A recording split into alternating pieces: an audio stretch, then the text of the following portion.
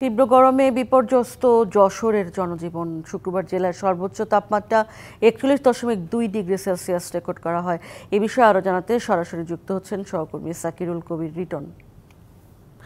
Written, আজকে তাপমাত্রা কত কত ডিগ্রি সেলসিয়াস রেকর্ড করা হয়েছে জানতে পেরেছেন কিনা, আর জনজীবনে কিরকম প্রভাব পড়ছে এই তাপমাত্রায় জানাবেন সেটিও।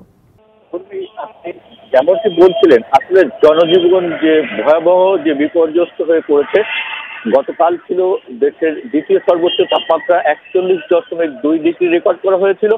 আজকে সকাল 10:30 পর্যন্ত যে আবহাওয়া অধিদপ্তর আবহাওয়া অফিস রয়েছে যশোর বিমানবন্দরে সেখান থেকে আমি জানতে পেরেছি আজকে 36 মানে 36 সকাল 10:30টায় রেকর্ড করা হয়েছে।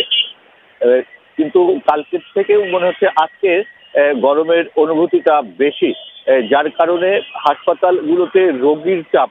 সকালে আমি যশোর জেনারেল হাসপাতালের জরুরি বিভাগে যে দেখতে পেরেছি যে বৃদ্ধ এবং শিশুদের চাপ অত্যন্ত বেশি। গতকাল 70 জন থাকলেও আজকে এর মানে ভর্তি রোগীর সংখ্যা আরো বাড়তে পারে বলে জরুরি বিভাগের ডাক্তাররা জানিয়েছেন। এছাড়া আসলে গতকাল যে আপনি বলছিলেন যে গতকাল যশোর সহ দেশের বিভিন্ন স্থানের যে স্কুল কলেজ